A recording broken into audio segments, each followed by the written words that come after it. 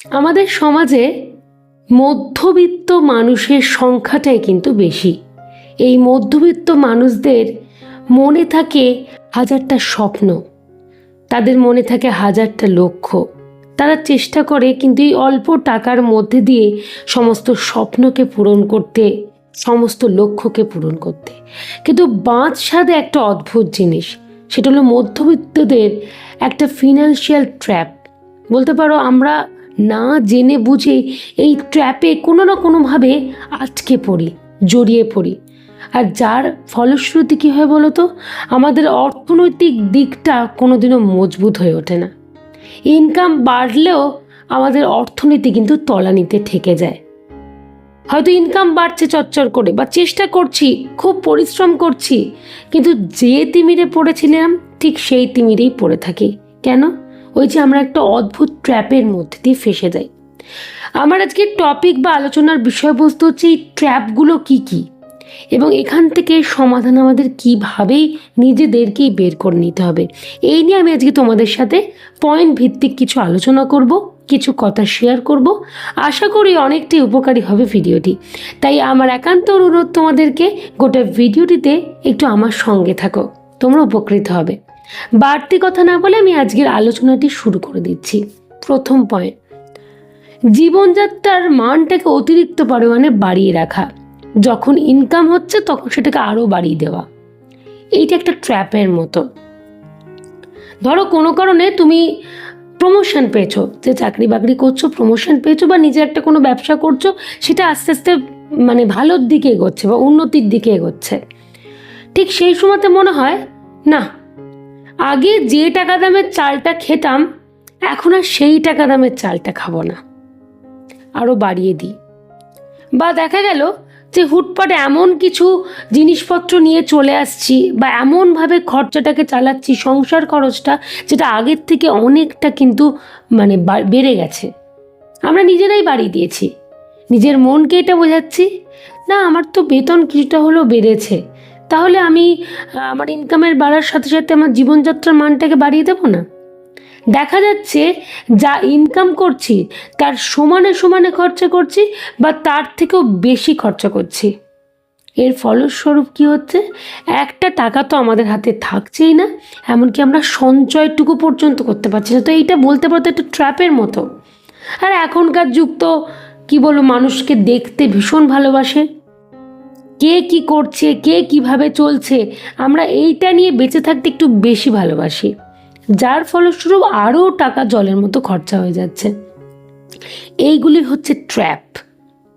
আমাদেরকে এইখানেতে পা দিলে চলবে না, নিজেকে বোঝাতে হবে না আমি তো সদ্য উন্নতির দিকে এগোচ্ছি, তাহলে আমি আমার জীবনযাত্রার মানটাকে বাড়িয়ে দেব। আমি বলছি না একেবারে তলানিতে রাখো, সেটাও না, কিন্তু আমাকে বুঝে বুঝে চলতে হবে। তো আয়ের থেকে যদি ব্যয়টা অতিরিক্ত বেশি হয়ে যায় তাহলে তো মহা বিপদ।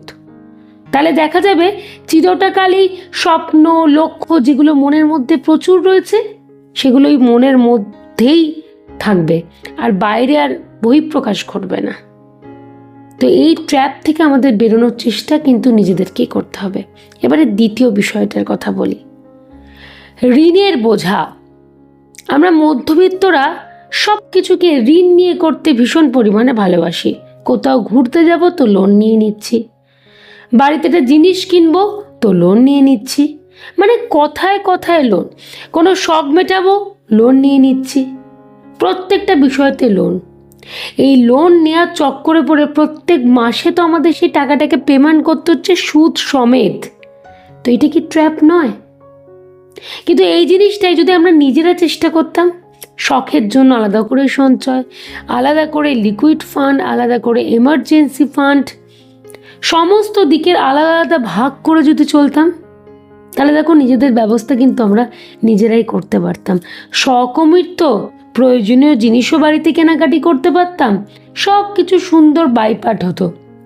কিন্তু আমরা তো সেটা করবোই না, আমরা লোন নেব, আর যখন করব সেটা এখনই করব। এই মেন্টালিটি বা এই ট্র্যাপই আমাদেরকে কিন্তু তলানিতে নামিয়ে দিচ্ছে, যে এই মাসেই আমাকে জিনিসটা কিনতে হবে, বা এই এক মাসের মধ্যেই আমি ঘুরতে যাব। কেন? দিন কি পালিয়ে যাচ্ছে, সময় কি পালিয়ে যাচ্ছে? একটু চেষ্টা করি না একটা ভালো জায়গায় নিজেকে তৈরি করে নিই, তারপরে নিশ্চয়ই সব পারবো। এই সর্বনাশের ট্র্যাপই কিন্তু আমাদেরকে শেষ করে দিচ্ছে। একটু নিজেদের সাথে রিলেট করে দেখো, দেখবে আমরা এই ধরনের কাজগুলি করে থাকি। এজন্য টাকার বাড়াতে পারছি না, অর্থনীতি একেবারে জিরো, মজবুত নয়, শক্তপোক্ত নয়। 3 নম্বর বিষয়টার কথা বলি, বিনিয়োগ না করা। মধ্যবিত্তদের হাতে তো টাকার পরিমাণটা কম, এরা মনে করে বিনিয়োগ মানেই বুঝি প্রচুর টাকা, লাখ লাখ টাকা বিনিয়োগ। কমে বিনিয়োগ হয় না, এটা এদের প্রথম ভুল। দ্বিতীয় ভুল কি, বিনিয়োগ করব, যদি কিছু হয়ে যায় টাকাটা, কোনো রিস্ক নেব না, রিস্কে যদি কিছু টাকাটা আমার চলে যায়, আমার কাছ থেকে দরকার নেই বাবা, বিনিয়োগ করার কোনো দরকার নেই, ওই থাকলে বাড়িতে রেখে দিই, আর এইটুকু টাকা দিয়ে কি বিনিয়োগ করব, পরে যখন লাখ লাখ টাকা হবে তখন বিনিয়োগের কথা চিন্তা করব। এই মাইনে এই সংসার চুচের মধ্যে আবার বিনিয়োগ করা যায় নাকি? এই দুটো ভুল আমাদের জীবনটাকে শেষ করে দিচ্ছে। এই দুটো ভুলকে আগে বুঝতে হবে বিষয়টা কি। মনে রাখবে, বাড়িতে একটা ব্যাগের মধ্যে শুধু টাকা রাখলে কিন্তু টাকাটা বাড়বে না। হ্যাঁ, তুমি বাড়িতে একটা ব্যাগের মধ্যে টাকার একটা অ্যামাউন্ট করে নিয়ে বিনিয়োগ করো, কিন্তু বছরের পর বছর, মাসের পর মাসও একটা ব্যাগের মধ্যে টাকা রেখে দিচ্ছি না, তার জন্যই কিন্তু ইনভেস্টমেন্ট। আর ভয় পেলে চলবে না, রিস্ক নিতে হবে। লাইফ মানে জীবন মানেই তো রিস্ক, বলো না? তাই রিস্ক কিন্তু নিতে হবে, যে না বিনিয়োগটা করি না। হ্যাঁ, তোমাকে 4-5টা দেখে বুঝে বিনিয়োগ করতে হবে। এমন কোনো জায়গায় বিনিয়োগ করে দিও না যেখানে সত্যি রিস্ক ফ্যাক্টর বা জিনিসটা ঠিকঠাক নয়।